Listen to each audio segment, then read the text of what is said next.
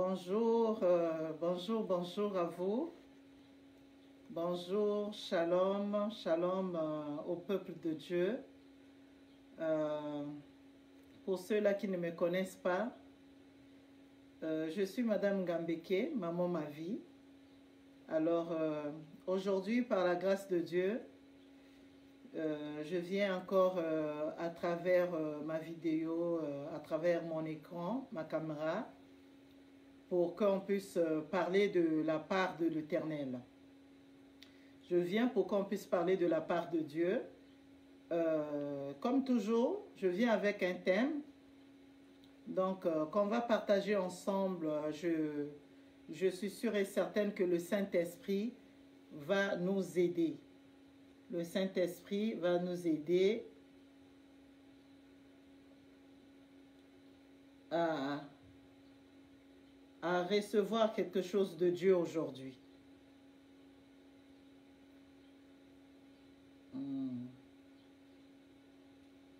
Permettez-moi, s'il vous plaît. Je vais juste voir si je suis vraiment... le son est bon. Qu'est-ce qu'on fait ici?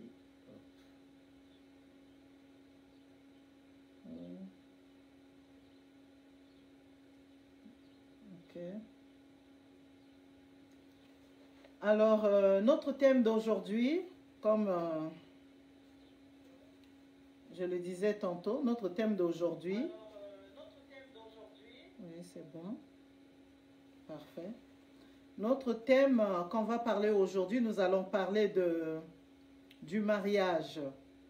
Alors, mon thème est comme... c'est une question que je suis en train de poser et par la suite, à travers l'aide du Saint-Esprit, nous allons avoir la réponse du Saint-Esprit. Alors, le thème est: le mariage est une fin en soi? Donc, notre thème nous pose une question. Est-ce que le mariage est une fin en soi? C'est le thème que nous allons partager aujourd'hui. C'est de ce thème que nous allons chercher à écouter. Qu'est-ce que le Seigneur va nous dire? Parce que c'est quelque chose que...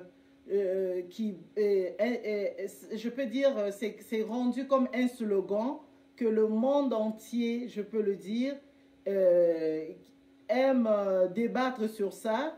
Il y a des gens qui disent oui, le mariage est une fin en soi.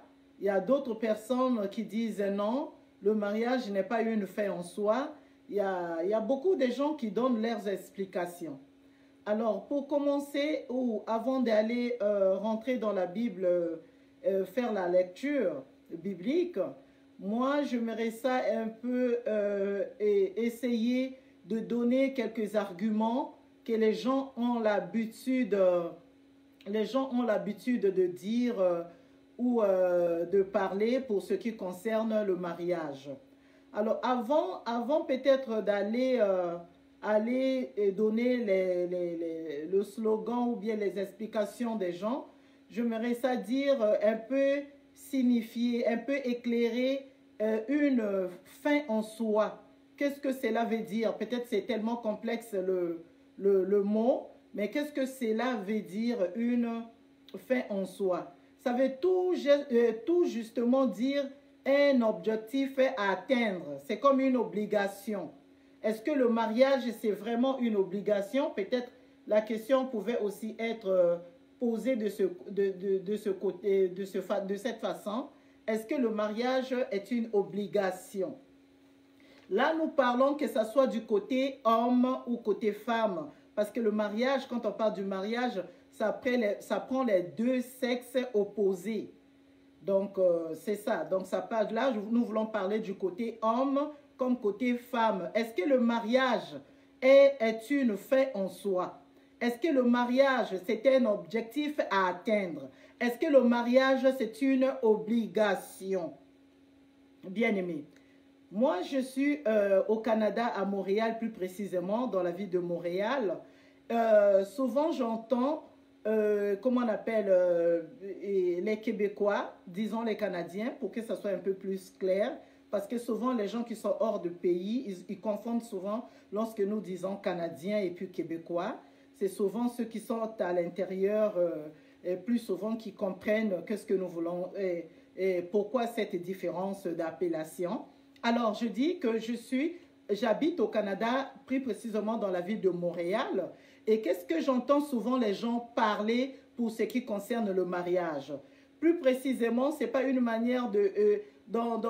c'est pas une manière peut-être de séparer, mais c'est pour être clair. Souvent, qu'est-ce que les Blancs ici, les Canadiens ici, disent à propos de mariage? Qu'est-ce que j'entends souvent, ou bien qu'est-ce que j'entendais souvent quand je partais au travail au milieu où il y avait plein des autochtones.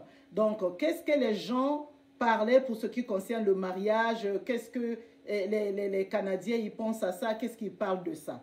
Alors, pour ce qui concerne le mariage, j'étais en train de dire, en parlant de mariage, beaucoup de gens disent que quand on parle de mariage, on doit aussi voir du côté culture, on doit aussi la culture, on doit aussi voir du côté éducation. Et donc, parler du mariage, on doit voir aussi la culture, on doit aussi voir côté éducation. Selon ce que d'autres personnes disent, ou bien côté, ben oui, si je parle de la culture, oui, ça prend aussi la coutume, et effectivement. Alors, bien aimé, souvent, ici en Occident, les parents, c'est-à-dire je parle des Blancs, eux, ils conseillent souvent leurs enfants, entre guillemets, femmes comme fils, de se focaliser sur l'avenir. Quand je parle de l'avenir, je vais être clair, de se focaliser pour ce qui concerne, comment on appelle, les études, pour ce qui concerne le travail, donc de se focaliser à chercher de l'argent. Souvent, ce qui se passe en Occident, ou bien souvent ce qui se passe au Canada ici, les parents, donc la culture canadienne, les Blancs, souvent ils conseillent à leurs enfants, ils éduquent à leurs enfants de placer premièrement les études à la première place, ce qui n'est pas mauvais d'ailleurs. Et parce que lorsqu'on étudie, ça veut dire qu'on est jeune, parce que les études, ça commence lorsqu'on est jeune. Donc, c'est pas mauvais, lorsqu'on a des enfants, de les conseiller à regarder, à penser aux études, à se focaliser sur les études.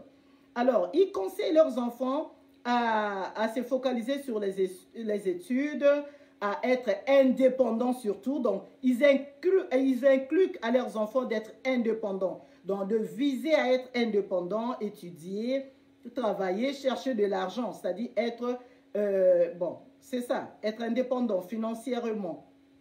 Avant toute chose, ce qu'ils aiment inculquer à leurs enfants. Ils inculquent à leurs enfants d'être forts ou fortes. C'est ça. En premier, être fort ou forte, ils demandent à leurs enfants de regarder ce qui est études, de regarder ce qui est je suis en train de me répéter. Donc, c'est un peu ça, les mêmes choses que je venais de dire tantôt. Et souvent, ils appellent le mariage, leur expression, ils appellent le mariage un truc. Donc, ça, je dis selon ce que, l'expérience que moi j'ai eue ici, selon l'entourage, selon les collègues, selon ce que mes oreilles ont entendu et mes yeux ont vu. Donc, pour eux, le mariage était un truc. C'est-à-dire, souvent, pour eux, ils pensent que les gens qui aiment cette histoire du mariage, ce truc du mariage, c'est souvent les Africains. C'est comme aussi les Africains. Il y a des Africains qui raisonnent que le mariage, c'est nous, les Africains, qui prenons le mariage pour une fin en soi. Nous prenons le mariage pour une obligation. Pourquoi? Parce qu'il y a des coutumes où on impose aux enfants, à leurs enfants de se marier. Donc, il existe jusqu'aujourd'hui dans certains pays, comment on appelle, dans les villages, où on continue toujours avec cette histoire de mariage forcé. Alors, quand je dis mariage forcé, ce n'est pas forcément seulement en Afrique. ça peut aussi être à l'Inde, ça peut être aussi, vous pouvez faire des recherches, vous allez voir, il y a d'autres pays que jusqu'à aujourd'hui, ils continuent, d'autres coutumes qui continuent à imposer à leurs enfants les mariages, donc à continuer à pratiquer les mariages forcés. Alors, j'étais en train de dire pour ce qui concernait la peau blanche, comme on appelle, et pris précisément dans mon pays où je suis. Donc, je disais que pour eux, parler du mariage, c'était un truc d'obsession. C'est-à-dire, le mariage pour eux, c'était un truc d'obsession. Ceux-là qui veulent coûte que coûte se marier, qui veulent obligatoirement se marier, qui pensent que pour être heureuse, il faut se marier. Donc, c'est leur expression, quoi, qu'il faut se marier. Et surtout, le mariage ne leur intéresse pas trop. Même si ça peut leur intéresser, ça peut leur intéresser dans leur cœur, dans leur pensée. Mais verbalement, ils ne montrent pas l'importance du mariage. Ils ne soulèvent pas le mariage. Ils n'expriment pas trop le mariage. C'est-à-dire que mariez-vous, tu dois me marier. Ça ne s'exprime pas comme ça, comme chez moi en Afrique par exemple. Chez moi en Afrique, vraiment ça parle du mariage. Vraiment, on peut dire tous les week-ends, on voit les voitures des mariés décorées. On entend les sons de la sirène sonner pour les nouveaux mariés. Donc, ici, vraiment, ça ne parle pas du mariage. Supportez mes répétitions parce que vraiment, je constate moi-même que j'aime souvent me répéter et je m'encourage pour dire que se répéter, ce n'est pas une mauvaise chose lorsqu'on dit les bonnes choses. Alors, donc, acceptez aussi ma tautologie, excusez-moi. Donc, ici, on ne considère pas aussi le mariage au Canada. Très souvent, le mariage est négligé aussi par les femmes, c'est-à-dire ils pensent pas, ils n'ont pas la tête à ça, ils n'ont pas le goût. La plupart des femmes, ils n'ont pas le goût à ça et parce que en regardant cette histoire de l'opportunité qu'on donne aux femmes ici à l'Occident, ici à l'Occident, voire même en Europe, aux États-Unis, c'est-à-dire en regardant les opportunités que la loi a placées, les avantages que la loi a placés pour les femmes seules, pour les femmes célibataires, pour les mères seules, ce qui fait aussi que beaucoup de femmes ici, là je souligne des femmes parce que ce côté-là, ce point-là, c'est les femmes souvent qui en bénéficient ici. Alors, souvent ici, les femmes, ça leur dit rien le mariage, même si il a un compagnon à côté d'elle, donc ça lui dit rien le mariage, sa tête est presque, ça dit ses pieds sont presque dehors, malgré qu'elle est dans le foyer, parce qu'elle trouve que ça sera mieux qu'elle soit seule. Que Dieu vous bénisse, merci pour les encouragements, les étoiles que vous êtes en train d'envoyer, ça fait énormément plaisir, surtout pour la gloire de Dieu. Alors, je disais que, donc, elle pense tout de suite à être seule parce qu'elle sait qu'en vivant seule, il y a beaucoup des opportunités pour elle, surtout si elle a des enfants. Donc, être une mère seule, oui, je voulais dire sans se marier. Seule, c'est sans se marier déjà, oui. Seule, mais pas veuve. Seule, comment on appelle, séparée. Ou bien une femme seule avec des enfants, ça paye mieux. Il y a tellement des opportunités. Donc, il y a aussi ça là qui encourage à beaucoup de femmes à divorcer, ici au Canada, à divorcer, à ne pas trouver le mariage comme quelque chose, est-ce que je peux appeler ça une chose? Vraiment, ce n'est pas une chose, comme une vie. De ne pas trouver ça comme une vie importante. Donc, les gens négligent cela par rapport à toutes ces opportunités que l'État ou le gouvernement a mis à faveur des femmes seules. Permettez-moi, je vais jeter un coup d'œil sur mes notes pour vraiment dire l'essentiel de ce que je peux dire en concernant les blancs ici. Alors, c'est pour cela, donc ça encore pour ceux-là qui peut-être qui ne sont pas encore mariés, qui n'ont pas des enfants, je parle des femmes, dans leur tête, ils sont déjà aussi, ça leur dit rien le mariage, et peut-être avant ça disait quelque chose, mais depuis qu'ils ont placé aussi des cliniques, des banques de sperme des hommes qui sont vendus, donc les spermes des hommes vendus, il y a des cliniques qui vont leur permettre à aller choisir, c'est-à-dire choisir sa génétique et de l'homme qu'il veut, c'est-à-dire par rapport au sperme, d'accepter qu'on puisse lui mettre le sperme de la personne que lui ne connaît pas pour lui permettre d'avoir un enfant. Donc, il y en a d'autres qui voulaient peut-être se marier parce qu'ils veulent les enfants. Ils veulent se marier parce que je veux me marier parce que je vais avoir des enfants, j'aime tellement les enfants, donc je veux me marier pour avoir des enfants. Alors, depuis que ça a été placé des banques des spermes, les cliniques qui font, je ne sais pas le mot vraiment, qui font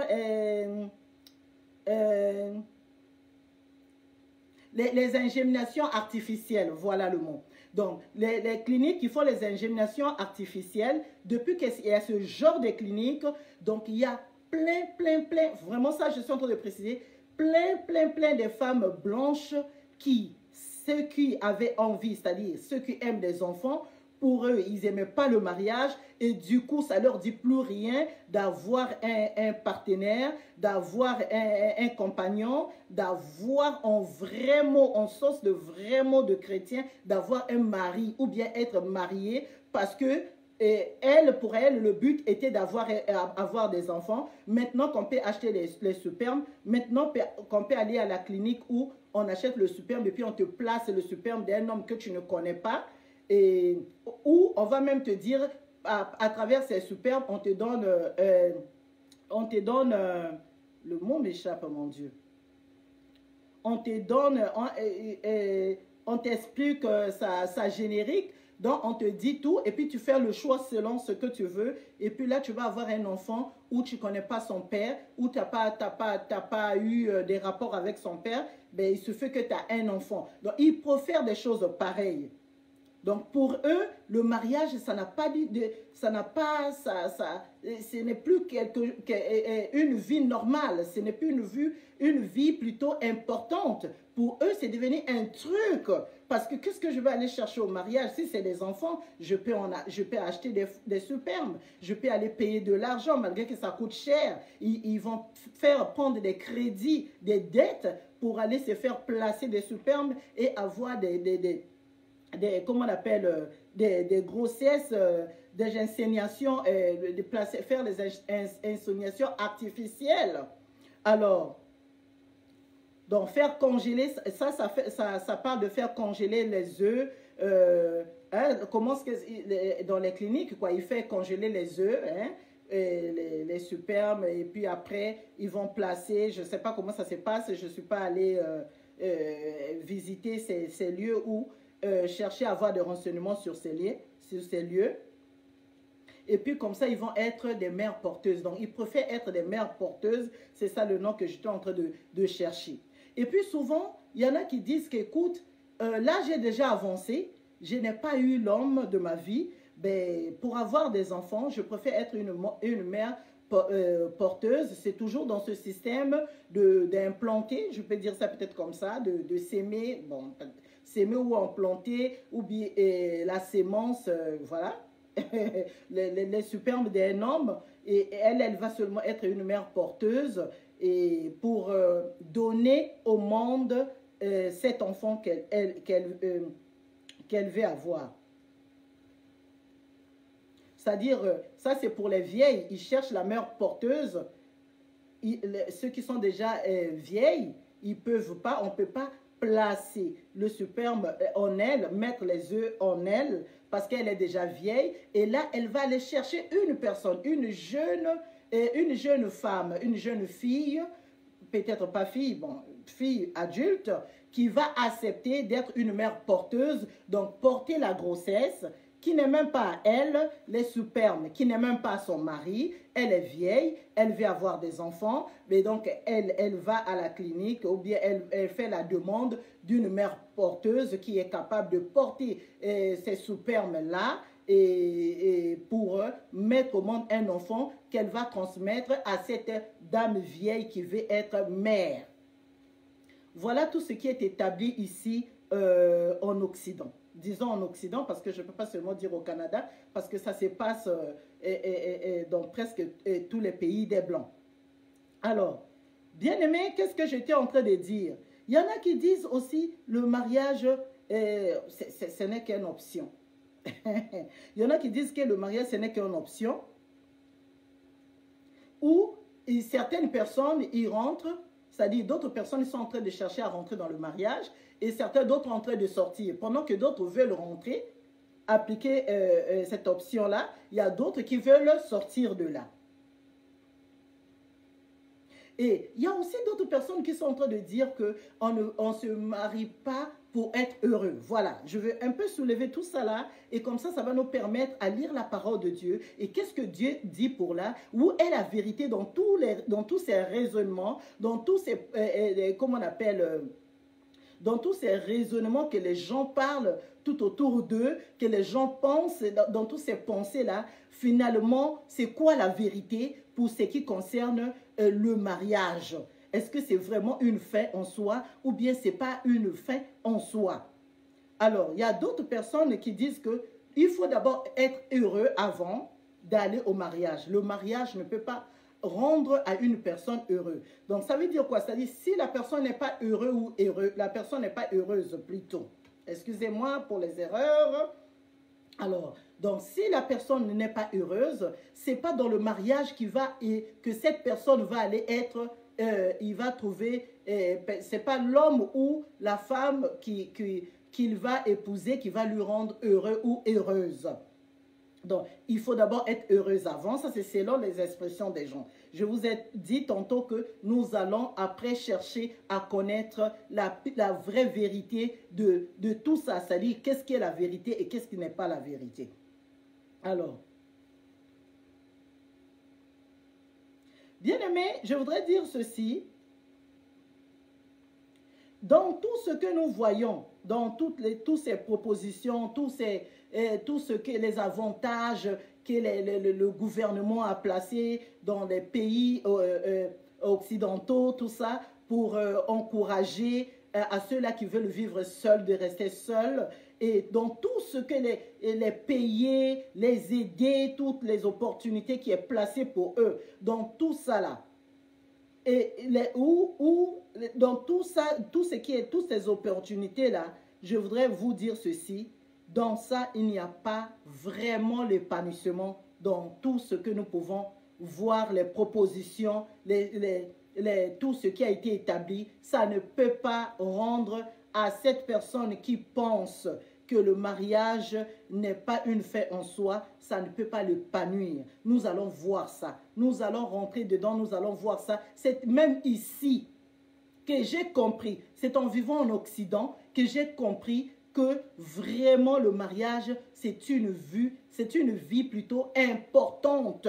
Bon, parce que je ne peux pas dire une chose, parce que vraiment, ce n'est pas une chose. C'est une vie, parce que dans le mariage, on trouve la vie. Il y a la vie ou la mort. Et la mort, pourquoi? Pourquoi la vie? Ça dépend du choix. Amen. Et il y a comme je dis, il y a d'autres personnes, quand ils commencent à parler du mariage, ils disent que le mariage, ce n'est pas une source de bénédiction, ou bien d'épanouissement, ou bien de bonheur. C'est-à-dire qu'ils ont déjà classé, la personne est à l'aise.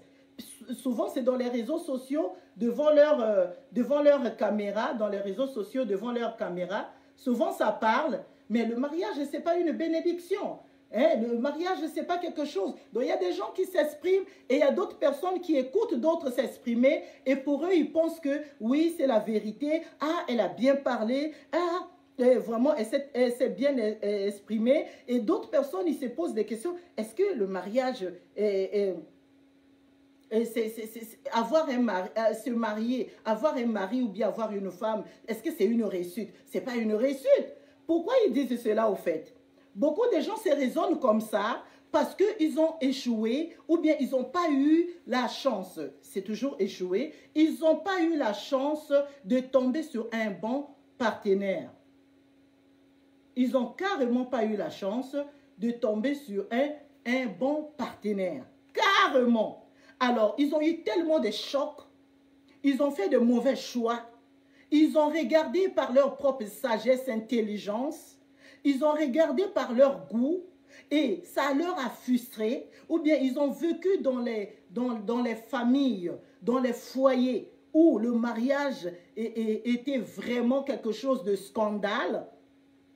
Et le mariage était quelque chose de scandale et ça leur a donné, ça leur a dégoûté, ça leur a dégoûté, donc ça leur a enlevé le goût de se marier. Ça a détruit leurs idées, ça a détruit leur expression. Ils sont restés, ah non, mais le mariage, vous pensez que c'est quoi? Le mariage, c'est quoi? Non.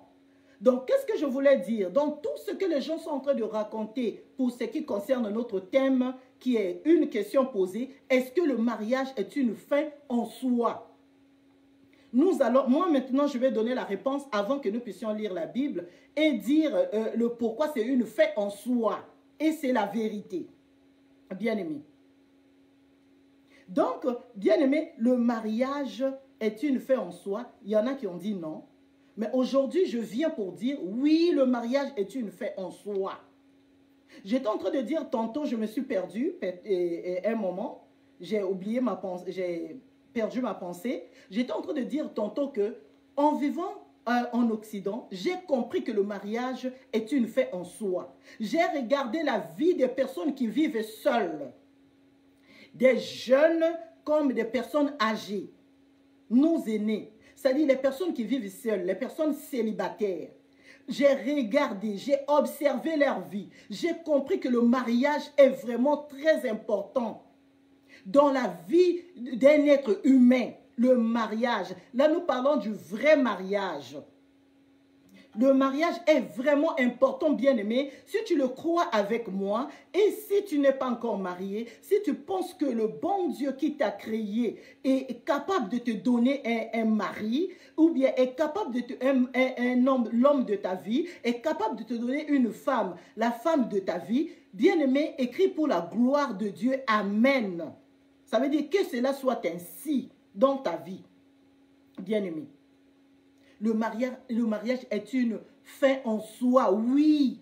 J'ai observé tout autour de moi. J'ai regardé la vie de ceux-là. Quand je dis ceux-là, je prends et les blancs et les noirs, de ceux-là qui sont célibataires. J'ai vu que vraiment, les conséquences, surtout quand ils sont vieux, surtout quand ils sont malades, quand ils vivent seuls. Et en regardant aussi ceux-là, les taux de suicide, bien-aimés, les taux de suicide et de dépression est largement plus élevé ici au Canada, faute des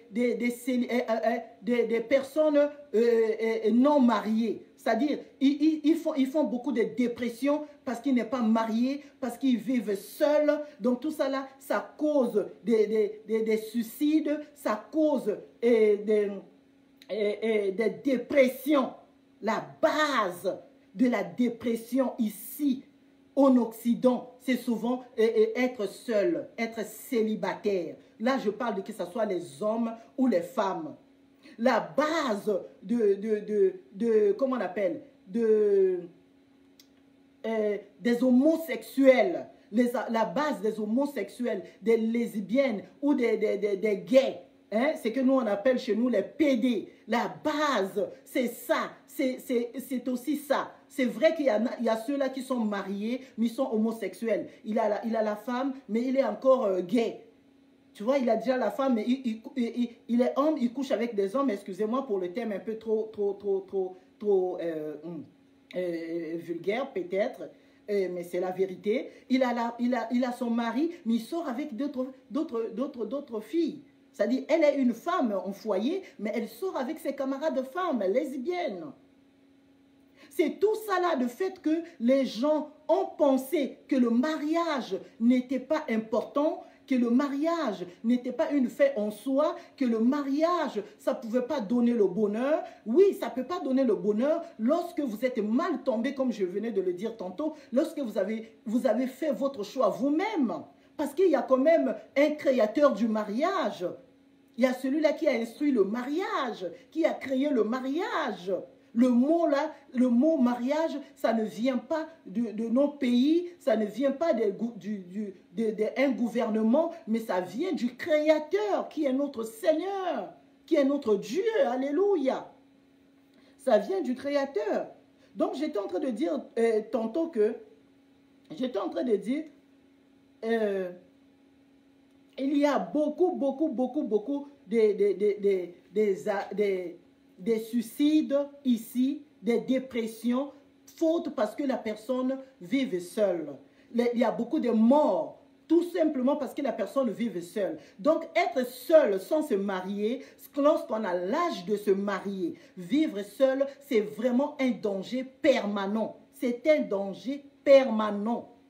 Parce que je viens maintenant de confirmer, je vais vous confirmer avec les paroles de Dieu à l'appui que le mariage, bien-aimé, mon frère, toi qui me suis, ma soeur, toi qui me suis, le mariage est vraiment une fin en soi. C'est une vie importante à conserver. Comprenez lorsque je suis en train d'utiliser le mot vie, parce que je ne veux pas appeler le mariage une chose.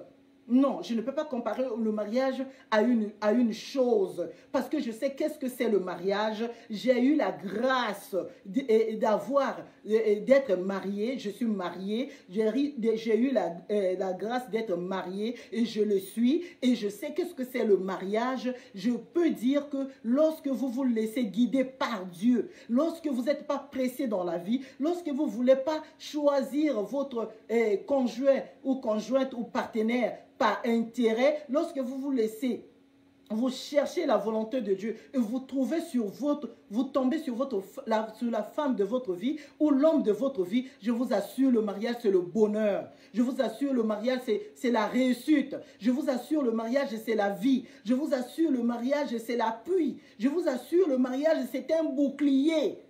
C'est tout un mystère. Je vous assure, le mariage, c'est la santé. Alors, vivre seul, c'est être malade. Vivre seul, comment on appelle? C'est être perdu. C'est dangereux. Alléluia. C'est vraiment dangereux.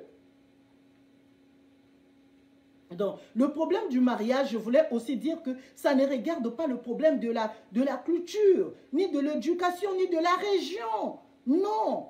Je mets point, ça ne regarde pas. Parce que quand on parle du mariage, c'est le mariage pour le monde entier. Celui qui a créé le mariage, je dis bien que c'est le créateur de l'univers. C'est lui qui a créé le mariage. Donc le mariage, on ne peut pas dire dans notre culture, on ne se marie pas, on n'aime pas, on ne s'occupe pas du mariage, on n'a pas d'importance pour le mariage. Dans notre culture, le mariage c'est un truc, on ne considère pas trop. Non.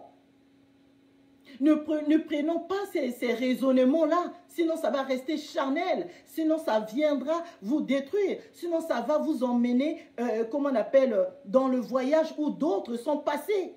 Alléluia. Où d'autres ont effectué. Le mariage, pour moi, il n'y a pas de problème de culture, il n'y a pas de problème de peau blanche, il n'y a pas de problème de peau noire, il n'y a pas de problème des pays, vraiment, il n'y a pas de problème d'éducation. Le mariage, c'est le mariage. Et c'est important pour tout type de peau, pour toute culture. Le mariage, c'est très important. Personne ne va dire que nous, chez nous ici, on s'en fout. Il suffit seulement d'étudier et de travailler, de chercher l'argent, d'être tranquille. On se sent à l'aise. Oui, j'ai ma maison, j'ai ma belle maison. J'ai acheté moi-même, je suis une femme. J'ai déjà une belle maison. J'ai mon lit et tout. Et j'ai mon auto. Et qu'est-ce que je vais aller faire dans les pieds d'un homme? Non. Ça, c'est purement les raisonnements des personnes, comment on appelle, qui sont conduits par les mauvais esprits, les personnes envoûtées. Oui, c'est des raisonnements des gens qui sont envoûtés. C'est des raisonnements des gens, c'est-à-dire qui veulent distraire certaines personnes qui sont tout autour d'eux. Les raisonnements des gens qui ont la mission pour dépeupler le peuple de Dieu. Donc, emmener ceux-là qui étaient sur la bonne voie, de les emmener, de les inculquer, comment on appelle, les mauvaises choses. Bien-aimés. Nous allons maintenant lire la parole de Dieu. Je pense que j'étais l'homme, mais on va maintenant aller dans la parole de Dieu pour aller sceller ce que nous venons pour aller tirer la vérité dans ce que nous venons de dire. Nous allons lire notre parole dans Genèse chapitre 2. Nous allons aller au commencement. On va lire dans Genèse chapitre 2, versets 18 à 24. Genèse chapitre 2, versets 18 à 24. Qu'est-ce que la Bible est en train de nous dire? La Bible dit ceci. L'Éternel Dieu dit, il n'est pas bon que l'homme soit seul. Je lui ferai une aide semblable à lui. Continuons. 19, la Bible dit, l'Éternel Dieu forma de la terre tous les animaux des champs et tous les oiseaux du ciel, et il les fit venir vers l'homme pour voir comment il les appellerait, et afin que tout être vivant portât le nom que lui donnerait l'homme. Au verset 20, et l'homme donna des noms à tous les bétails, aux oiseaux du ciel et à tous les animaux des champs. Mais pour l'homme, il ne trouva point d'aide semblable à lui. Verset 21. Alors, l'Éternel Dieu fit tomber un profond sommeil sur l'homme qui s'endormit. Il prit une de ses côtes et referma la chair à sa place. L'Éternel Dieu forma une femme de la côte qu'il avait prise de l'homme, et il emmena vers l'homme, et l'homme dit, voici cette fois-ci. Non, excusez-moi, je suis en train de lire avant de regarder. C'est-à-dire, je dis ce que j'ai en tête. Et l'homme dit, voici cette fois celle qui est os de mes os et chair de ma chair. On l'appellera femme, parce qu'elle a été prise de l'homme. C'est pourquoi l'homme quittera son père et sa mère et s'attachera à sa femme, et ils deviendront une seule chair. Bien-aimés, bien-aimés, chers frères, chères sœurs, le mariage est une fin en soi? Oui. Parce que lorsque vous dites que le mariage n'est pas une fin en soi, c'est comme si vous êtes en train de minimiser le grand travail que le Créateur, les pensées du Créateur, c'est comme si vous êtes en train de donner tort à celui qui a créé le mariage. Le mariage, c'est une fin en soi à tout le monde. C'est un objectif à atteindre. C'est l'obligation à tous ceux-là qui ont l'âge de se marier. C'est l'obligation de vivre en couple. Bien-aimé, en lisant dans le verset 18, Dieu a dit, la Bible dit, l'Éternel a dit qu'il n'est pas bon que l'homme soit seul. Il n'est pas bon que l'homme soit seul, bien-aimé. Mais d'où vient-il ces expressions, ces raisonnements? Que les gens disent que le mariage n'est pas, c'est pas quelque chose d'important. C'est pas une fin en soi. C'est pas l'obligatoire. Mais Dieu, le créateur de l'univers, a dit, il n'est pas bon que l'homme puisse être seul. Je ne sais pas si vous comprenez avec moi. Il n'est pas bon que l'homme soit seul. Si Dieu dit qu'il n'est pas bon que l'homme soit seul, et pourtant il a tout créé, mais quand il dit qu'il n'est pas bon que l'homme soit seul, c'est que quand l'homme est seul, il y a un danger. Et la Bible nous dit encore que deux valent mieux que un. Deux valent mieux que un. Quand l'homme est seul, il y a un danger, bien aimé. Même lorsque nous marchons, lorsque vous êtes accompagné, vous sentez que ça dit que vous êtes protégé. Vous n'êtes pas stressé. Vos pensées ne s'envolent pas parce que vous avez une personne que vous êtes en train de dialoguer, que vous êtes en train de marcher ensemble. Bien-aimés, aujourd'hui je viens pour vous dire, à vous, qui croyez que le mariage n'est pas une fin en soi, à vous qui dénigrez le mariage, à vous qui pensez que quelque chose qui est une fin en soi, c'est être riche, c'est-à-dire courir après la richesse, oui, c'est une fin en soi. C'est un objectif à atteindre. Je dois coûte que coûte être riche. Je dois coûte que coûte avoir mes diplômes. Je dois coûte que coûte travailler. Je dois coûte que coûte être ministre. Je dois coûte que coûte être, comment on appelle, être un businessman. Oui, ça c'est coûte que coûte. Je dois coûte que voyager. Oui, ça c'est bon. Je dois coûte que coûte avoir les enfants. Oui, ça aussi c'est bon. Mais pourquoi pas coûte que coûte se marier?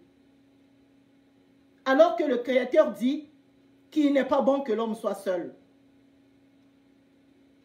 Bien-aimé, aujourd'hui je viens pour balayer, par la grâce de Dieu, balayer les pensées pourries que peut-être que quelqu'un vous a inculquées, ou bien votre famille, le milieu que vous avez grandi vous a inculqué de ne pas considérer le mariage. Aujourd'hui, je viens pour vous dire qu'il faut considérer le mariage. Aujourd'hui, je viens pour dire que le mariage est une fin en soi. Parce que le Créateur de l'univers lui-même, il a dit qu'il n'est pas bon que l'homme soit seul. Lorsqu'on est seul, ce n'est pas bon. C'est un danger parce qu'il n'est pas bon. Il n'est pas bon tout simplement parce qu'il n'est pas bon. Est-ce que vous comprenez avec moi? Bien-aimé, dans le verset 19, la Bible dit, Dieu forma de la terre tous les animaux des champs et tous les oiseaux du ciel. Et il les fit venir vers l'homme pour que l'homme puisse les donner des noms. Vous allez voir dans 18, Dieu, il avait déjà dit qu'il n'est pas bon que l'homme soit seul. Alors, dans 19, Dieu a emmené des animaux, les oiseaux, pour que l'homme puisse donner du nom aux animaux. Alors, l'homme a donné les noms. Parce que pour Dieu, tout être vivant devait avoir un nom. Il devait avoir une appellation. Allez, l'homme, par la sagesse, par l'intelligence et la sagesse que Dieu avait placée en l'homme, parce que dans l'homme, l'intelligence et la sagesse ne vient que de Dieu. Alléluia. Alors, l'homme a donné les noms aux animaux et aux oiseaux de la terre, du ciel. Aux animaux de la terre et les oiseaux du ciel, excusez-moi. Mais la Bible nous dit quoi? Quand il a fini de donner les noms, toujours dans le verset 19, je pense, dans le verset 19, la Bible dit, quand ils appelaient, afin que tout être vivant porta le nom que lui donnera l'homme. Le verset 20, et l'homme donna des noms à tous les bétails, aux oiseaux du ciel et à tous les animaux des champs. Maintenant, il dit, mais pour l'homme, il ne trouva point d'aide semblable à lui. Écoutez-moi ça. Le mariage est une fin en soi, bien-aimé. Le mariage est une fin en soi, ma soeur. Toi qui as été brisé, le cœur a été brisé parce que tu t'es dit que tu n'as pas la chance de trouver l'homme de ta vie. Parce que tu t'es dit que tu as été maltraité, tu as été violé par un homme, peut-être par ton père, peut-être par ton frère, peut-être par ton cousin, peut-être par ton voisin. Tu as été abusé. Ma soeur, cela est resté dans ta tête que tu ne pourras jamais te marier. Tu ne peux pas aimer un homme, tu ne peux pas aimer le mariage. Là, on parle du mariage. Parce que s'il n'y a pas le mariage, il y a la fornication, il y a du désordre. Alors, s'il n'y a pas le mariage, il y a la fornication, il y a l'impudicité, c'est un danger. Voilà pourquoi il n'est pas bon que l'homme soit seul. Alléluia. Alors, l'homme disait, la Bible dit, et là où j'ai continué à lire, on dit, mais l'homme, il ne trouva point d'aide semblable à lui. Je vous ai dit, en 18, Dieu avait déjà vu que c'était un danger que l'homme soit seul. Au verset 20, quand l'homme a fini de donner les noms aux animaux et aux oiseaux, il a trouvé qu'il n'avait pas d'aide semblable à lui. Parce que l'homme a l'intelligence en lui. Ça veut dire que lorsque tu es humain, lorsque vous êtes les humains, nous sommes les humains, quand tu vois que tu ne vis pas avec ton semblable, c'est-à-dire tu ne vis pas comment on appelle, tu ne vis pas avec ton semblable, oui. Si tu ne constates pas que être seul, ce n'est pas bon, ça veut dire que tu n'as pas l'intelligence. Permettez-moi, ce n'est pas l'injure. Parce que regardez l'attitude de Adam. Il y avait plein des animaux que lui, il a donné des noms. Il y avait plein des oiseaux. Il pouvait s'arrêter par là. Qu'est-ce qu'on peut remplacer par les animaux et les oiseaux que nous sommes en train de lire? On peut remplacer ça par la richesse. Ça veut dire qu'Adam a vu la richesse. Les animaux, c'est la richesse. Les oiseaux, tout ça là, tous les champs, tout ce que Dieu avait mis tout autour de lui, c'est la richesse. C'est le bonheur que les hommes courent après ça aujourd'hui là. Mais Adam, il a vu que ça ne suffisait pas. Il dit ça ne suffit pas. Même s'il y a la richesse, mais il n'y a personne qui ressemble à moi là. Il n'y a personne. Il y avait un couac. Il s'est passé un couac dans la tête d'Adam. Alléluia. Alors là, quand il a vu qu'il n'avait pas de l'aide semblable, la Bible dit, alors l'Éternel Dieu fit tomber un profond sommeil sur l'homme. Comme notre Dieu, c'est un Dieu qui sonde le cœur et les reins. Il lit les pensées, il voit les pensées des hommes. Il a compris aussi que Adam a fait le constat que il n'est pas bon que l'homme soit seul. Adam a fait le constat qu'il n'avait pas son être semblable. Le constat qu'Adam a eu à faire. Alléluia. Bien-aimé. As-tu fait le constat que tu as déjà l'âge de se marier et jusqu'aujourd'hui tu es seul? Tu n'as pas encore eu la femme de ta vie, tu n'as pas encore eu l'homme de ta vie. Et si tu as fait le constat, approche-toi envers ton Créateur, celui-là qui a le secret du mariage. Parce que c'est lui qui a créé le mariage. C'est celui-là qui peut fabriquer une femme pour un homme pour une femme. Alléluia. Il y a d'autres qui ne considèrent pas de mariage parce que peut-être dans leur culture, dans leur, comment on appelle, dans son foyer, ils vivent les mariages, comment on appelle, polygamie. Alléluia. Ils vivent le mariage du polygamie. Il y a la polygamie, donc elle a des rivales. Et puis bon, pour elle, c'est quoi le mariage là? Où mon mari, aujourd'hui, il dort avec moi, demain, il dort ailleurs. Oui, c'est pas ça ce qu'il fallait pour toi. Mais ça ne veut pas dire que, parce que toi, tu as accepté un tel mariage de polygamie que tu vas diaboliser, que tu vas inculquer à tes enfants que tu es en train d'accoucher, que tu vas inculquer à tes soeurs, tes frères, que le mariage, c'est pas bon. Non. Non. C'est juste, tu as fait un mauvais choix. Comme j'aime toujours le dire, le bon choix, ça se fait seulement avec Dieu. On se laisse, on cherche Dieu. On accepte Dieu. On collabore avec Dieu. Et on demande à Dieu. Et puis on accepte d'attendre. De ne pas chercher avec tes propres regards, ton intelligence. Parce que sinon, tu vas te retrouver comme d'autres personnes qui sont en train de parler à haute voix que le mariage n'est pas une fin en soi. C'est une obligation. Je suis désolée pour ceux qui disent que ce n'est pas une obligation. Ça veut dire qu'on ne peut pas... Là, je ne suis pas en train de dire qu'on doit imposer à quelqu'un de se marier. Non. Je ne parle pas de mariage. Je ne suis pas en train de valider le mariage forcé. Mais je dis que lorsque une personne a déjà l'âge de se marier, il doit chercher la face de l'Éternel afin que l'Éternel puisse lui donner l'homme ou la femme de sa vie. C'est une obligation à cette personne-là qui est seule de demander son partenaire à Dieu. Parce que le mariage, c'est quelque chose de bon. Le mariage, c'est le bonheur. Le mariage, c'est la paix. Lorsque c'est Dieu qui t'a choisi la femme de ta vie, lorsque c'est Dieu qui a fait le choix de l'homme de ta vie, il y a le respect, il y a la paix, il y a la santé. Alléluia. Alors, Dieu a donné un profond sommeil à Adam. C'est là où la chirurgie du Créateur commence. Il a donné un profond sommeil à Adam. Il a fait tomber Adam à un profond sommeil. Et Adam s'est endormi. La Bible dit, il prit une de ses côtes et referma la chair à sa place. Dieu a enlevé une côte de Adam.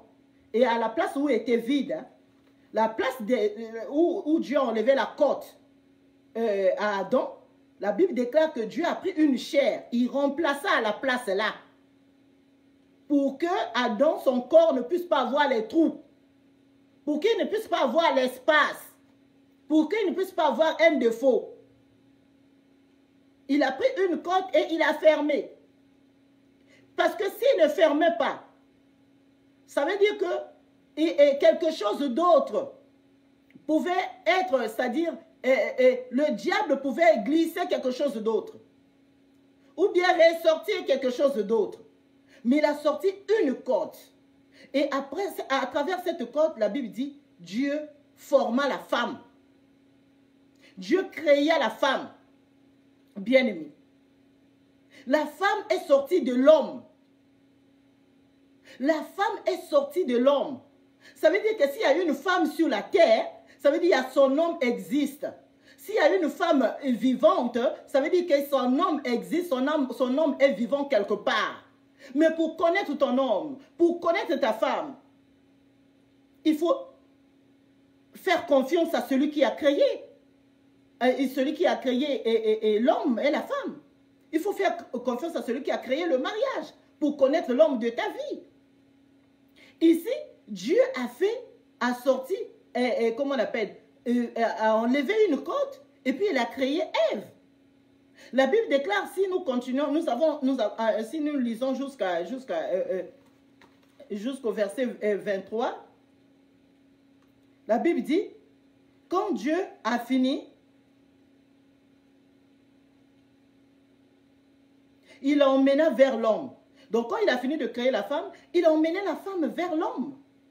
Et dès qu'il a emmené la femme vers l'homme, écoutez, verset 23 dit, et l'homme dit, aussitôt, et l'homme dit, voici cette fois celle qui est os de mes os et chair de ma chair.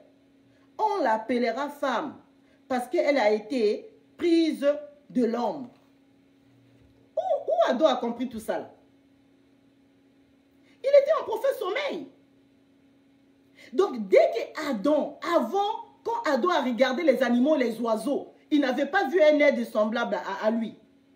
Mais quand Dieu lui a mis dans le profond sommeil, Dieu lui a mis dans le profond sommeil, et là, Dieu a créé la femme, Dieu a emmené la femme vers l'homme, vers Adam, et Adam, en regardant seulement la femme à côté de lui, il a dit, voici cette fois-ci. Hein? Il a dit, voici cette fois-ci, il a fait une déclaration. Donc, ça dit que c'était un souci pour Adam d'être seul. Il avait trouvé que ce n'était pas beau d'avoir l'argent, d'avoir les voitures, d'avoir les avions, d'être président, d'être, je ne sais pas, avoir quel titre, et d'être seul, de ne pas se marier. Là, Dieu a célébré, je peux dire même, notre Dieu, c'est lui le premier maire. Je parle le maire qui célèbre les mariages. Là, Dieu a célébré le mariage. Il a donné l'accord au mariage d'Adam et Ève. Il a donné l'accord. Il a fini sa chirurgie et puis il a mis la femme à côté de son mari. Alléluia. Alléluia. Et puis l'homme aussitôt, dès qu'il a fini de dire, que voici cette fois-ci, permettez-moi, lorsqu'il a fini de dire, voici cette fois celle qui est os de mes os et chair de ma chair, aussitôt il a donné le nom à la femme, automatiquement. C'était spontané. Il a dit, celle qui, attends, il a dit, on l'appellera femme. Voici cette fois, celle qui est os de mes os et chair de ma chair. On l'appellera femme parce qu'elle a été prise de l'homme. Alléluia. Adam était content. Adam n'a pas dit que, pourquoi Dieu tu m'as donné une femme qui a des seins ou bien qui a des longs cheveux ou bien une femme qui, c'est-à-dire, sa forme n'est pas comme pour moi. Adam n'a pas dit à Dieu, pourquoi tu n'as pas créé un homme avec le même sexe que moi? Non. Adam n'a pas dit ça. Mais aujourd'hui, qu'est-ce que nous voyons? Parce que les gens pensent qu'ils peuvent combattre Dieu. Parce que les gens pensent qu'ils peuvent bouleverser des choses de Dieu, le Créateur, celui-là qui est en train de veiller sur notre souffle de vie, celui qui fait pleuvoir sur le bon et le mauvais. Les gens pensent qu'ils sont capables de bouleverser la loi de l'Éternel. Les gens pensent qu'ils peuvent déplacer les choses que Dieu avait placées. Les gens pensent qu'ils peuvent changer l'histoire que Dieu avait établie. Les hommes qui ne veulent plus se marier avec les femmes, mais ils veulent maintenant se marier entre eux les hommes. Tout simplement parce que ce sont des envoyés du diable. Tout simplement parce qu'ils ne sont pas de Dieu. Tout simplement parce qu'ils veulent emmener, ils veulent, comment on appelle, emmener des gens à l'enfer. Ils ne veulent pas aller seuls. Ils veulent polluer le monde. Alléluia. Adam n'avait pas refusé Ève comme femme. On a vu la réaction de Adam. Il a parlé. Dieu ne lui a pas demandé de parler. Dieu ne lui a pas dit de poser des questions. Mais aussitôt, il a reconnu qu'Ève était fabriquée de ses os et de sa chair. Il a dit qu'on l'appellera femme. Donc, signification de femme, ça veut dire parce qu'elle est sortie de l'homme. Elle est prise de l'homme. Donc, si on dit elle est prise de l'homme, ça veut dire le nom veut dire la femme. Alléluia. Alors, dites-moi. Et à la fin, au verset 24, pour en finir, la Bible dit, c'est pourquoi l'homme quittera son père et sa mère et s'attachera à sa femme. Et ils deviendront une seule chair. Alors, dites-le-moi, le mariage n'est pas une fin en soi. Regarde ce mystère que nous venons de lire. C'est un mystère et c'est un ministère aussi. Alléluia. Et c'est pourquoi l'homme quittera, au verset 24. Et c'est pourquoi l'homme quittera son père, sa mère et s'attachera à sa femme. Ici, là, on ne nous dit pas que l'homme va s'attacher à plusieurs femmes. Ça, c'est la parole du Créateur. La parole de Dieu. Pour ceux-là qui pensent que eux, pour être à l'aise, parce qu'ils ont l'argent, ou bien parce qu'ils ont tellement l'envie. Non, le problème, ce n'est pas l'argent, le problème, ce n'est pas l'envie. C'est la sorcellerie, la magie. Ils veulent avoir 2, 3, 4 femmes. Il y en a qui sont déjà à 6, à 8. Parce que l'argent leur embête. Ce n'est pas le problème de l'argent, mais c'est justement, comme je venais de le dire, c'est la sorcellerie. Si vous voyez l'homme qui veut avoir beaucoup de femmes ou bien la femme qui veut rentrer dans un mariage où il y a beaucoup déjà des épouses, il faut comprendre que cette femme-là, elle est sorcière. Il faut comprendre que ce monsieur qui est en train d'épouser plusieurs femmes-là, c'est un danger public. C'est un sorcier, un magicien. Pourquoi il veut avoir beaucoup? Pour sacrifier leurs étoiles, pour sacrifier leurs enfants. Tout simplement, c'est ça le but. Il ne va pas te le dire. Parce que Dieu a créé un homme pour une seule femme. Ne viens pas me dire, et Salomon, et quoi. Ne va pas là-bas. On est là, on est au commencement là. On est au commencement, comment Dieu a établi, il a mis ces choses. Là, on parle de Dieu là. On ne parle pas de Salomon. Donc, cette femme-là, c'est la femme qui ne supporte pas à vivre avec un seul homme. Parce qu'il y a des femmes comme ça. Un seul homme ne le suffit pas. Il est marié, elle est mariée plutôt. Elle sort avec les frères de son mari. Elle commence là. Avec les frères de son mari, les cousins de son mari. Elle taille les hommes. la zone. Elle sort avec les voisins. Elle sort avec les gardiens, avec les concierges, avec les cuisiniers de sa maison. Elle, chez elle, au fait, c'est les démangeaisons. Elle veut découvrir. Elle est toujours à l'âge de la puberté. Elle ne veut pas se ressaisir. Cette femme-là, elle veut connaître toutes les formes des hommes. Ce n'est que la sorcellerie. Je vous assure. Parce qu'une femme normale, un homme normal, bien aimé, ne peut pas embrasser plusieurs femmes. Ne peut pas s'épouser, ne peut pas être le mari à plusieurs femmes. Ne peut pas être la femme à plusieurs maris.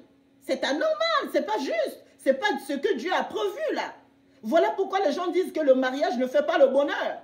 Ça ne fait pas le bonheur parce que les gens sont infidèles. Ça ne fait pas le bonheur premièrement parce que les gens font leur choix sans consulter Dieu. Ça ne fait pas le bonheur parce que les gens regardent leurs intérêts. Mon grand frère a épousé une femme magistrat. Bon, moi, je vais aller prendre une femme docteur. Ma soeur a épousé le président de la République. Bon, moi, je vais aller prendre un businessman, un américain businessman qui a des avions, des jets. C'est quoi ça? C'est pas ça le mariage. Si vous partez comme ça, c'est là où vous allez raisonner comme d'autres personnes sont en train de raisonner. Alléluia. Alléluia. La Bible dit, l'homme quittera son père et sa mère et s'attachera à sa femme. Et ça a bien précisé. Et les deux deviendront. Ah, moi j'aime cette parole-là. Je vais encore la relire. Au verset 24. Nous sommes toujours au Genèse chapitre 2. Verset 24, ça dit. C'est pourquoi l'homme quittera son père et sa mère et s'attachera à sa femme. Et ils deviendront une seule chair. Bien aimé, moi je dis que le mariage c'est une fin en soi. Parce que moi et mon mari, on devient une seule chair. Ce qu'il fait, je sais. Ce que lui fait, moi je sais. Ce que moi je fais, lui il sait.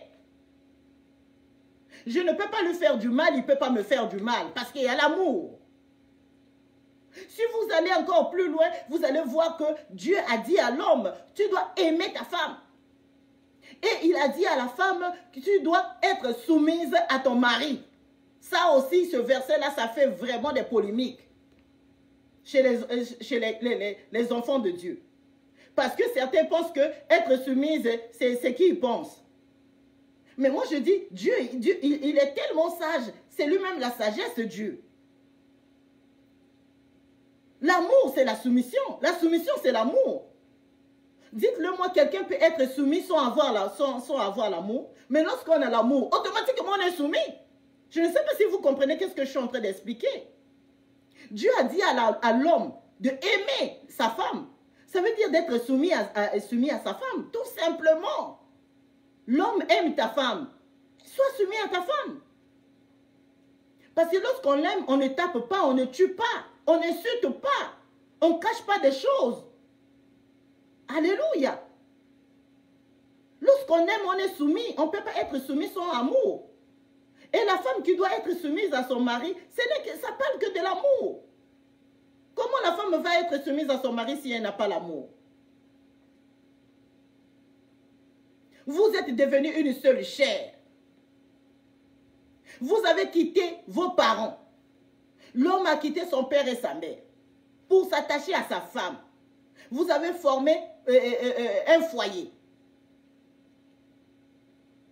Et Dieu vous a béni. Il vous a rendu fécond. Vous êtes en train de faire les enfants par la grâce de Dieu. C'est le bonheur. Et je ne suis pas en train de dire ici que le bonheur, c'est parce que vous êtes en train de faire des enfants. Non. Même si Dieu ne vous a pas encore donné les enfants, c'est toujours le bonheur. Parce que si tu as fait ton choix avec Dieu, comme je dis, Dieu t'a fait le choix. Tu as trouvé la femme de ta vie. Tu as trouvé l'homme de ta vie. Le bonheur, ça commence là. C'est ça le bonheur. Le reste que tu ne trouves ou que tu ne trouves pas, tu as déjà reçu. Mais lorsque tu as fait un mauvais choix, Lorsqu'on fait un mauvais choix, le mariage peut t'emmener à l'enfer. Comme ça peut t'emmener au paradis. Au paradis parce que tu as fait un bon choix. Parce que tu te confies à Dieu. Parce que Dieu t'a donné l'homme de ta vie ou la femme de ta vie. C'est ton paradis qui est déjà là. Parce que l'homme de ta vie, il ne va pas te faire la guerre. Il ne va pas t'apporter des soucis. Il ne va pas t'apporter la tension, la dépression, la pression, tout ça là. Il ne va pas t'emmener tout ça là. L'homme de ta vie va te respecter. Ma soeur, si tu as un homme qui ne te respecte pas, un homme qui te cache des choses, qui ne te met pas à ta place, il ne te respecte pas même si lorsqu'il y a des visiteurs chez vous, il ne fait que te dénigrer. Dis-le que ce n'est pas l'homme de ta vie, mais écoutez, ce n'est pas ta pointure. Vous savez, lorsque vous portez la chaussure qui n'est pas la vôtre, vous allez avoir mal aux orteils. La chaussure qui n'est pas ta pointure, ça ne va pas marcher.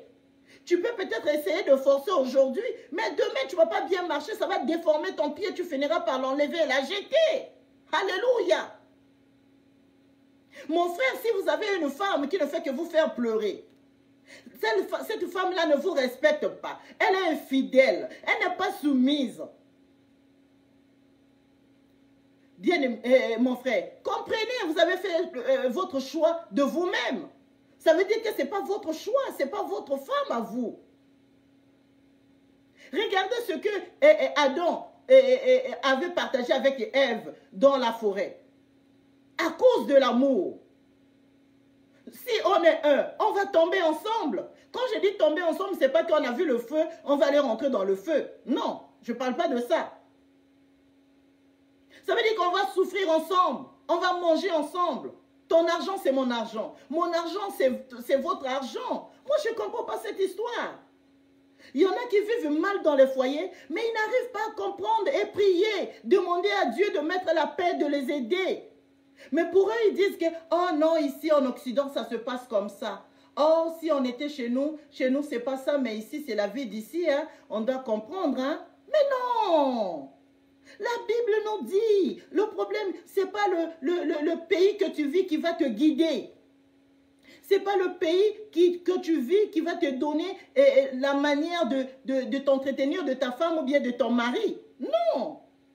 C'est l'amour qui est dans ton cœur pour ton mari ou bien pour ton homme qui va te montrer comment tu vas vivre avec l'autre. Alléluia. Bien-aimé.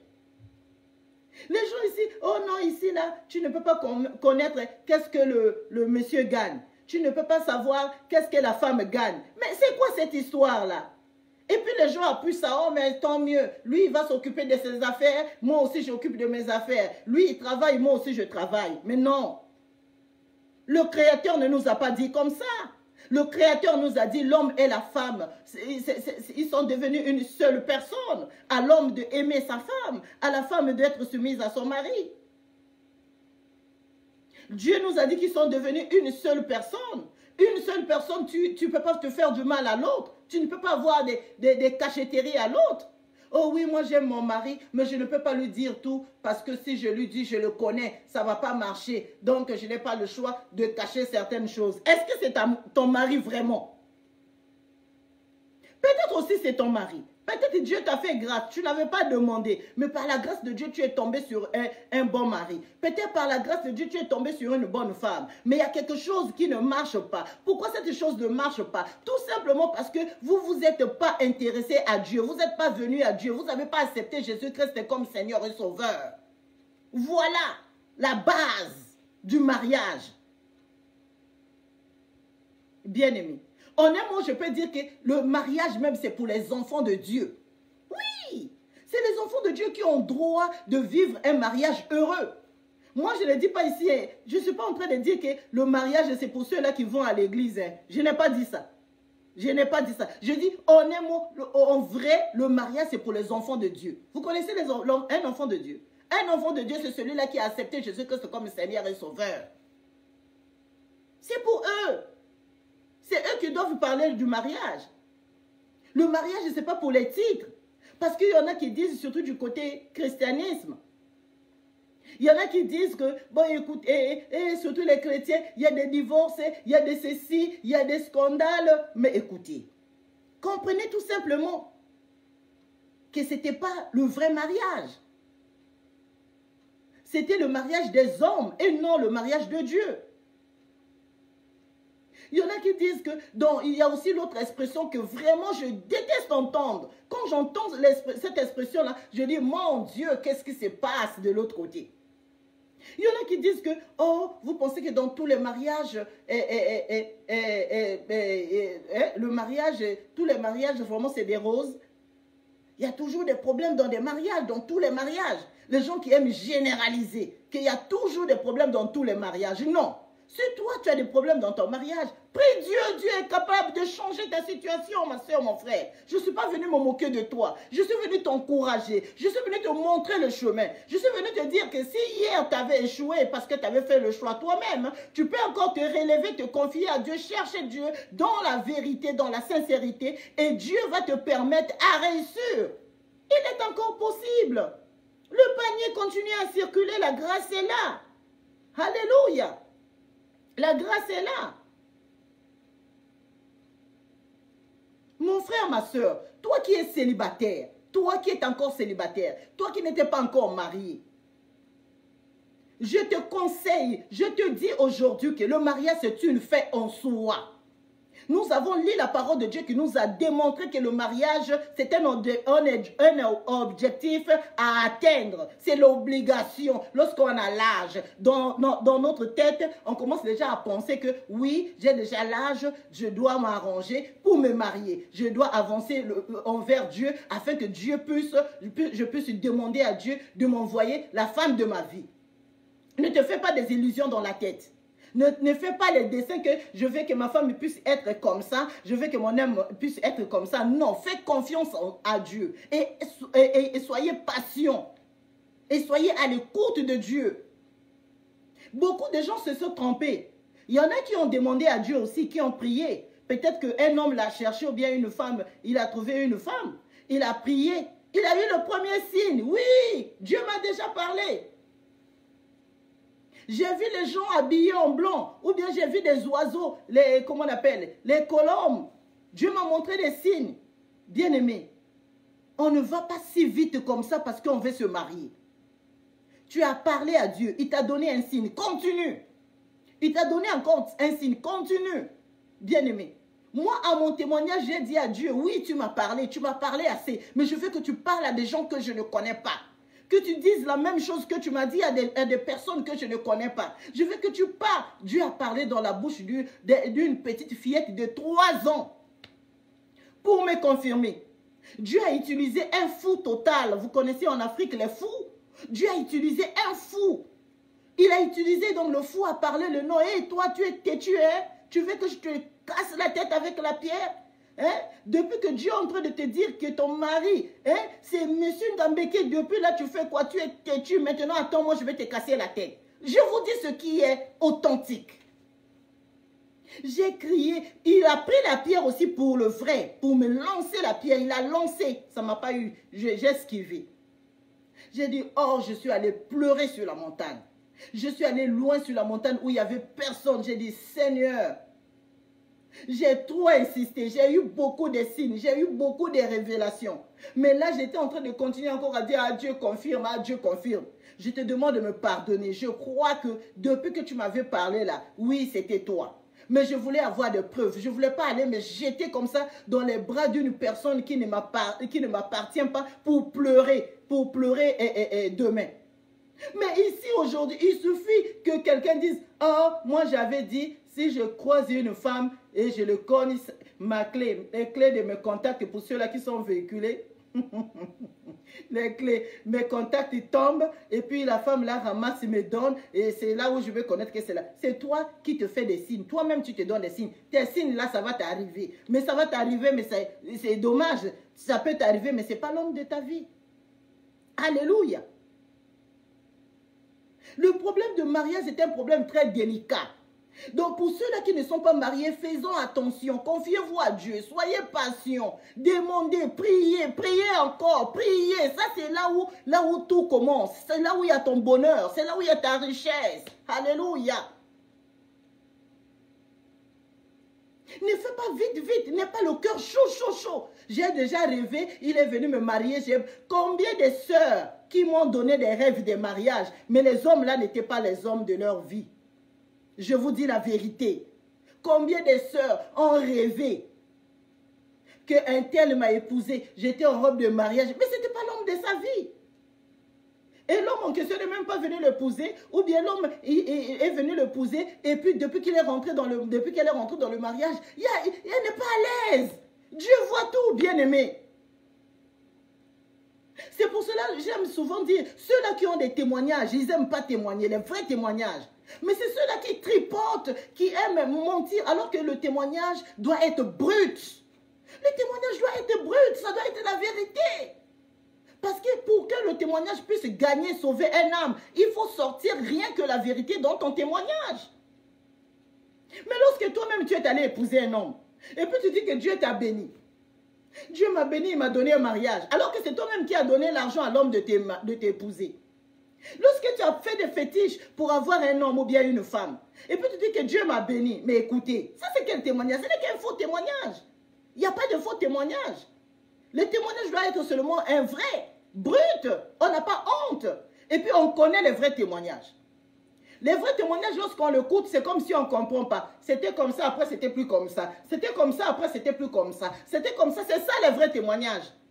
Mais les faux témoignages, c'est les témoignages où ça va tout droit. Ça s'arrête. Non. Mais c'est pour cela que les gens ne sont pas guéris, les gens ne sont pas sauvés. Parce que ceux-là qui témoignent, ils témoignent le faux. C'est lorsqu'on témoigne le vrai que ça sauve les gens. Parce que le vrai qui sort dans le témoignage, c'est lui-même Jésus. Le vrai, c'est la vérité. Et la vérité, c'est Jésus-Christ. Qui est la vie et le chemin. Alléluia. Lorsque ça n'a pas marché, accroche-toi à Dieu, bien-aimé. Dieu est capable de tout. Moi, j'aime cette parole qui dit, tout est possible à celui qui croit. Mon frère, tu crois à quoi? Tu crois à ceux-là qui disent que le mariage n'est pas une fin en soi? Ou bien tu crois à ceux-là, à nous qui sont dans le camp que le mariage est final. Le mariage est obligatoire. Parce que Dieu dit qu'il n'est pas bon que l'homme soit seul. Voilà pourquoi nous devons faire confiance à Dieu. Ne fais pas confiance à ton ami de l'école. Regardez, on vous dit de faire confiance à Dieu, vous allez faire confiance à ton ami de l'école primaire.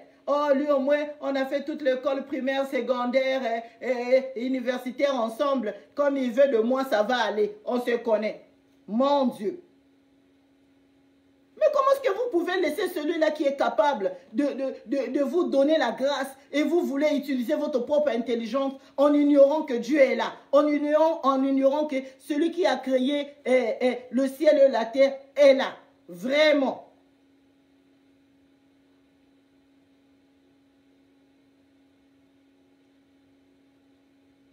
Alléluia. Vraiment bien aimé, le mariage, c'est un objectif à atteindre. Le mariage est bon. Le mariage n'est pas mauvais. Le mariage qui est mauvais, c'est parce que le choix a été mauvais. Parce que le choix a été fait selon l'homme. Le mariage en soi, c'est quelque chose de bien. Vous avez votre conjoint à côté de vous. Oh Dieu, je suis en train de prier afin qu'une femme comme moi, qui est en train de chercher l'homme de sa vie, que Dieu puisse lui faire grâce. Celle-là qui est en train de vivre la chasteté, qui est chaste. Celle-là qui est en train de craindre Dieu, qui est en train de pleurer au nom de Jésus-Christ de Nazareth. Que Dieu lui fasse la grâce que Dieu m'a faite, qui faite à cette femme-là, afin qu'elle puisse croiser l'homme de sa vie, pour comprendre comment est-ce que le mariage est doux. Le mariage est très doux et c'est bon. Moi, je suis le fruit du mariage. Alléluia. Je témoigne à haute voix. Comment moi je suis en train de dire le mariage est bon? Il y a plusieurs personnes tout autour de moi qui sont en train de dire c'est pas vrai, le mariage n'est pas bon, le mariage n'est pas bon. Non, ton mariage que tu étais rentré n'était pas bon. Mais si tu t'attaches à Dieu sincèrement, tu vas témoigner comme maman Mavinga Mbeki. Tu vas témoigner. Tu vas témoigner. Tu trouveras une paire de chaussures confortables à toi. toi, ou tu la porteras toi seul. Alléluia. Ne découragez pas les jeunes gens de se marier. Je vous ai dit tantôt, au début de mes vidéos, il y a tellement, le taux des soucis est tellement élevé. Ici dans mon pays, le Canada, beaucoup de célibataires sont en train de se suicider. Hein? Ils tombent dans la dépression parce qu'il n'est pas marié. J'ai travaillé dans les maisons des personnes âgées, hein? Les maisons de retraite, comme on le dit, comment on appelle, en Europe. J'ai vu comment ce que les vieux et vieilles qui étaient en couple étaient heureux. Ils partageaient la conversation. Je vous assure, même si je ne regardais pas leur cœur, l'image seulement. Et j'ai vu comment ceux-là qui n'étaient pas mariés étaient tristes, malheureux. Tu ne peux pas être condamné au célibat. Bien-aimé, même si on a dit dans votre famille, les gens ne se marient pas. Crois en Dieu. Ne considère plus ce que la famille a dit. Ne pense même pas à ce que... Si dans ta famille, tu as des frères qui ne se sont pas mariés, ils ont juste fait les viens, on va rester ensemble. Hein? Viens, on va s'attacher, on va rester ensemble sans honorer la famille. Parce que la Bible dit que le mariage soit honoré de tous. Là aussi, les gens vont dire, oh non, en Occident, chez les Blancs, c'est pas comme ça. Moi, mon mari, il est blanc, donc juste, on va à la mairie. Non, la Bible dit que le mariage soit honoré de tous. Le mariage doit être honoré de l'État. Le mariage doit être honoré de la famille. Ça doit être honoré des amis. C'est ça. On doit respecter les étapes. Bien-aimé, attache-toi à Dieu. Bien-aimé, crois à ce que la parole de Dieu te dit. Ne crois pas à ce que les hommes te disent. Parce qu'eux, ils ont été, ils ont échoué certainement. Mais échouer ne veut pas dire que vous allez toujours rester dans l'échec. Vous pouvez échouer aujourd'hui et réussir demain. C'est ce que beaucoup de gens ne réalisent pas. J'ai vu dans mon pays ceux-là qui ont fait des bacs plusieurs fois, ils ont raté le bac, mais ils ont persévéré, continué à étudier, ils ont fini par réussir à avoir leur bac. Persévère. J'ai connu aussi des témoignages de certaines femmes. Elle s'est mariée plusieurs fois, même voire 4 fois, a eu beaucoup d'enfants. Mais le foyer n'a pas marché. Mais par finir, elle s'est donnée à Dieu. Elle a mis la parole de Dieu en pratique et en marchant dans la crainte de l'Éternel. Mais l'Éternel a fini par la bénir, donner un bon mari, je peux même dire tout neuf. Elle qui avait déjà fait 4 foyers avec beaucoup d'enfants, Dieu lui a donné avec un homme, l'homme qui n'a même pas le nombre d'enfants qu'elle a. Et Dieu l'a restauré, a restauré sa vie. Le Saint Dieu est capable de restaurer ta vie, ma soeur. Dieu est capable de restaurer ta vie, mon frère. Ne prends pas les mauvaises paroles. Quand vous êtes tout autour des gens qui parlent mal, n'accepte pas leurs paroles là facilement comme ça. Pose-toi la question, mais pourquoi ils raisonnent comme ça? Mais pourquoi ils raisonnent comme ça? Alléluia. Il y a beaucoup de choses à dire dans ce sujet, bien-aimé.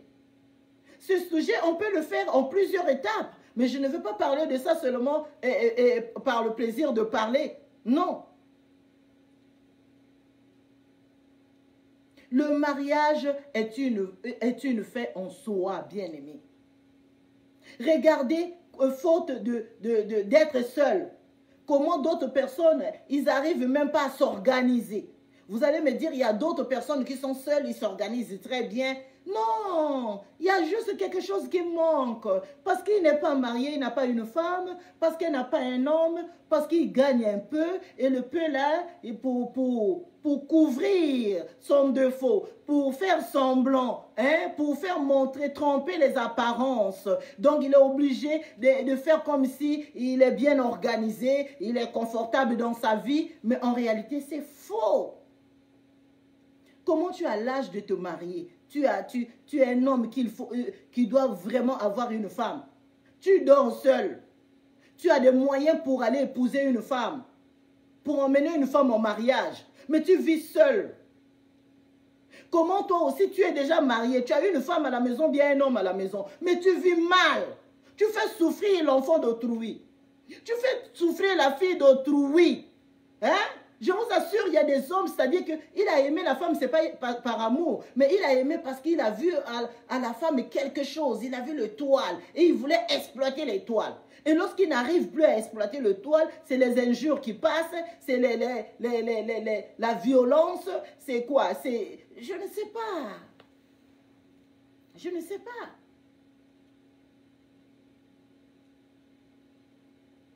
Bien-aimé, je suis venu pour terminer.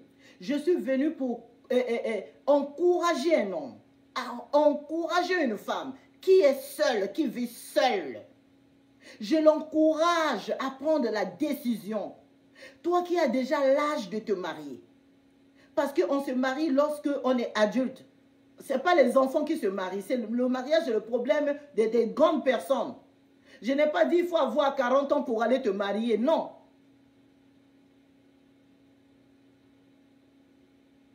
Lorsque tu sens que tu as l'âge de te marier, tu es capable d'être une femme en foyer. Lorsque tu sens que... Non, le problème, c'est même pas sentir. Le problème, c'est l'amour. Quand tu as envie, tu vois que tu as l'amour en toi, tu peux aimer un être semblable. Comme Adam a aimé Ève. Mais tu ne vas pas aller faire la débauche avec. Tu ne vas pas aller faire la fornication avec. Parce que les fornicateurs n'hériteront pas le royaume des cieux. Nous sommes sans ignorer que nous sommes au temps de la fin. Nous sommes sans ignorer que d'ici peu on sera surpris de l'enlèvement. La Bible nous dit qu'il revient bientôt. C'est toujours bientôt pour aujourd'hui, bientôt pour demain. Nous n'allons pas dire c'est toujours la même chose et puis il ne vient jamais. Non. Et ceux qui sont morts aujourd'hui n'ont pas vu aussi le retour du Seigneur. Nous allons bien vivre dans l'amour, dans la paix. Nous allons vivre dans la foi, dans la présence de Dieu et la crainte de Dieu. Parce que nous savons que nous sommes à l'attente de l'époux, à l'attente de son retour. Alléluia.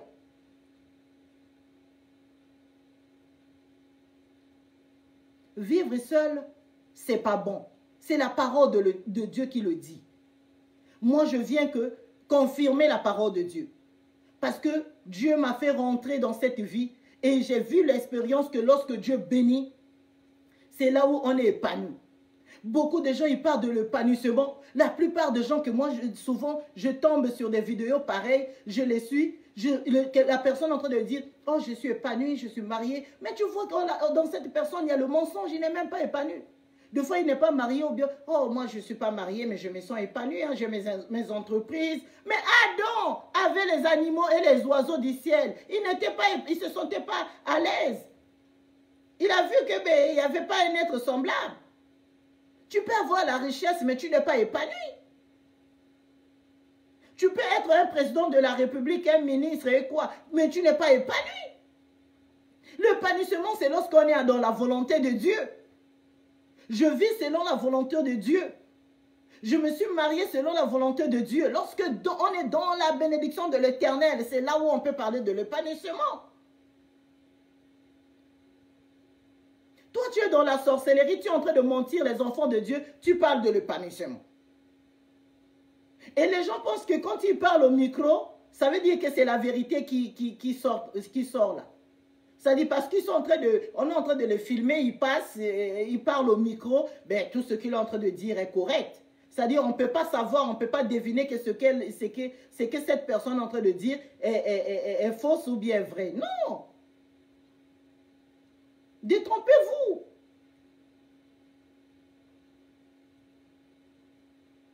Alléluia! Bien-aimé, lève-toi. Lève-toi cette année, toi surtout toi qui penses au mariage, toi qui veux te marier, que tu sois homme ou femme, tu veux vraiment te marier, mais tu es encore dans le désordre. Sors dans le désordre, quitte dans ce monde-là. Cherche la face du Seigneur, accepte Dieu, cherche à acheter la Bible, lis la parole de Dieu, prie avec foi. Vous n'avez pas besoin que quelqu'un puisse vous suivre parce que les gens qui suivent certaines personnes là, très souvent, c'est les mêmes personnes là aussi qui poussent d'autres personnes dans les erreurs. Comme nous voyons dans d'autres églises, ça ça fait des arrangements de mariage. Parce que le pasteur, il veut avoir beaucoup d'adeptes, il va avoir de l'argent. Lui-même, il sait comment faire pour que le frère X puisse épouser le frère et la sœur Y. Ici, nous ne parlons pas des mariages arrangés par les pasteurs. Ici, nous ne parlons pas des mariages arrangés par la famille. Ici, là, nous ne parlons pas du mariage arrangé par une société quelconque. Mais nous parlons du mariage que l'homme demande la volonté de Dieu. L'homme cherche la bénédiction de Dieu. L'homme veut confesser que oui, le mariage, vraiment, c'est un objectif à atteindre. Enfin, je peux dire que j'ai réussi, comme maman m'avait dit. Moi, là, enlevez-moi tout, mais laissez-moi le mari.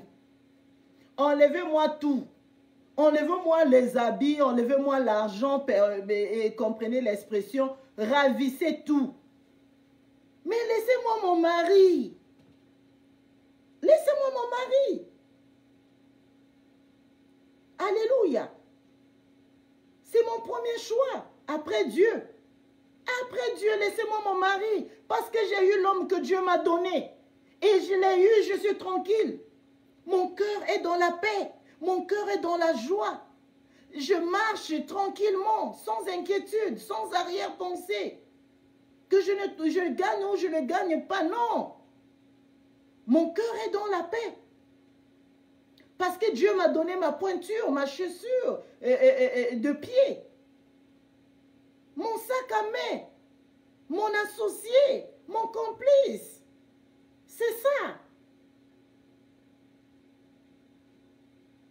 C'est ça, bien-aimé. C'est ça que je veux aussi. Je veux communiquer à une personne qui croit en Dieu. Une personne qui pense que se marier, c'est une bonne chose. Une personne qui est en train de chercher la femme de sa vie, qui est en train de chercher l'homme de sa vie. Prie avec tes genoux. Invoque Jésus. Dis, Seigneur, je veux que tu me donnes l'homme de ma vie. Seigneur, montre-moi mes défauts. Montre-moi les comportements que je dois briser. Brise-moi. Aide-moi. Commence à faire ton auto-délivrance. Commence à réaliser, à penser, à croire à Dieu, à te débarrasser de certains comportements, attitudes. Vois-toi que Dieu t'a déjà choisi une femme, une belle femme, une belle, parce que Dieu donne toujours les bonnes choses. Alléluia. Nous ne parlons pas de ce qui se fait voir aux yeux. Nous parlons du cœur. Parce qu'il y en a qui ont fait le choix par les yeux, mais ils sont en train de craquer. Quand tu fais mal ton choix, bien-aimé, tu vas tomber dans comme ceux-là qui sont dans les couples à cause du mariage, il a eu la dépression. Ou bien elle a eu la dépression. Elle était bien en famille, ou bien il était bien en famille, parce qu'il a croisé un homme, le monsieur l'a épousé, et bien c'est ça, il est devenu malade, atteint de je ne sais pas quel nom de maladie, je ne suis pas venu citer le nom de maladie ici, mais je suis venu citer le nom de Jésus et la bénédiction et le mariage qui va vous épanouir, donné par Dieu lui-même. Bien-aimés, soyez bénis. Je pense qu'on va s'arrêter, je vais m'arrêter par là. Que Dieu vous bénisse à travers ce que vous avez écouté et que le Saint-Esprit puisse vous ouvrir encore de plus, vous donner encore de plus, parce que bien aimé, ce que je suis en train de vous parler est vraiment capital, est vraiment la pire vérité. Vous savez que lorsque la servante de Dieu, maman ma vie arrive, c'est pour dire la vérité de la part de Dieu. Le mariage est final, c'est la finalité, c'est ça, c'est quelque chose qui est final, c'est plus que tout. Avoir un bon mari, avoir une bonne femme. Alors les bons, on les trouve que chez Dieu. Les bons, on les trouve que chez Dieu. Quand Dieu décide pour toi. Les bons, on ne les trouve pas par sa propre force. On ne les trouve pas par sa propre intelligence. On ne les trouve pas dans la famille, dans le quartier. On ne les trouve pas parmi les collègues. Mais on demande à Dieu, on regarde Dieu, puis on demande à Dieu, on montre à Dieu notre envie, et puis on attend. On reste à l'écoute, on le sert. On fait ce qu'il faut faire selon les Écritures de Dieu. Et c'est en ce moment-là que nous allons recevoir la bénédiction de Dieu. Merci à vous qui m'avez suivi. Merci pour vos commentaires. Merci, merci, que Dieu vous bénisse. Surtout, mettez la parole de Dieu en pratique, bien-aimés. La parole de Dieu, on ne l'écoute pas seulement, mais on le met en pratique. La parole de Dieu, on ne dit pas que cette vidéo-là, je l'avais déjà suivie. On le suit toujours. On le suit. Vous n'allez pas me dire, maman, il faut vraiment passer, on aime te voir, on aime t'entendre, hein, il faut faire beaucoup de vidéos. Mais non, non, non, non, la parole de Dieu, elle est toujours en actualité. La même que vous avez entendue, vous pouvez toujours l'écouter tous les jours, tous les jours, tous les jours. Ça va toujours vous faire le bien. Surtout qu'ici, la servante de Dieu parle toujours de la crainte de Dieu, de faire confiance à Dieu, de se confier à Dieu, de marcher selon les Écritures et de quitter le péché, d'abandonner le péché. Ça va toujours vous faire du bien. Ça va vous accompagner au retour, à attendre le retour du Seigneur et à rentrer dans les lieux du repos. Soyez bénis. Merci beaucoup. Bye bye.